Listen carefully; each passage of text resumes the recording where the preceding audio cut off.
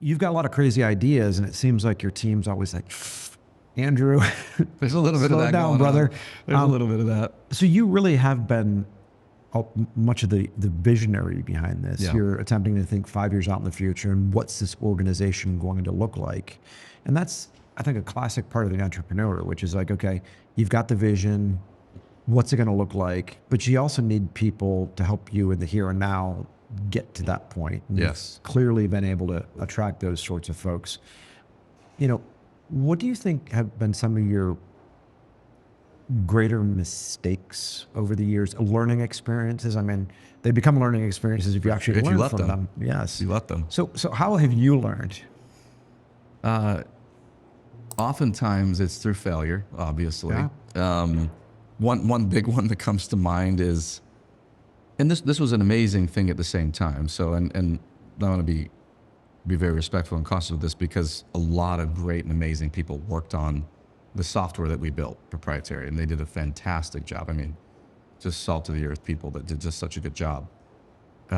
One of the bigger mistakes that we made, I think, was trying to take that to the market and sell it to other pest companies.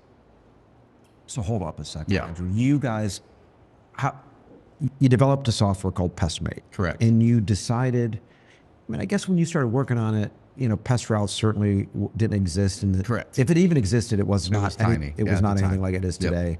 Surf Suite, let's be honest, that sucked. Pest routes or Pest Pack was more for commercial businesses. So I recognize the fact that you could have said there's a need for this. There was a need at the time. Yeah, there definitely was a need. I mean, there was, in fact, I think there was a glaring need. And you've got companies like Pest Routes now, Field Routes, and Brio Stack, and others, and I think Gorilla Desk has done well. And there's others I'm probably not naming, but there was a need at the time, and our product was actually quite good. It was really good. We built it to what we wanted and how we wanted to run, right? Mm-hmm. And we didn't realize, as you get other customers, they obviously want to run differently. Yep. And so you start adding on things, and it started to become, I very quickly realized that building a software that works well is very different than supporting customers on a software. Mm-hmm. I was still CEO of Edge at the time, but most of my time was on the software for like a year and a half. And the pest control company kind of started to stagnate, which we hadn't seen before. And I had to make a decision. I was like, okay, this is way more complex than I anticipated. It's going to cost us millions and millions, probably tens of millions more. I got to make a decision. And so I think it was within a few months of selling a bunch of customers on PestMate, we ended up pulling back. You know, it was very embarrassing, to be totally honest with you. Mm-hmm. But I think in humility is where some of those lessons are found. And we ended up refocusing on pest control. Best decision ever. You know, and then we kept PestMate in-house for another 7 years, I think it was what it was. We probably spent, I don't want to overstate here, but at the minimum 12 million, maybe up to 15 million in building that software. Mm-hmm. That's one of those situations, while it was amazing, I think we would have been better served by using those resources, not just the money, time, energy, talent, in other ways, and I think it probably would have served us better. So that's probably one of the biggest. Again, the software wasn't a business failure, but that decision was probably one of the biggest, I would say, failures in my business career.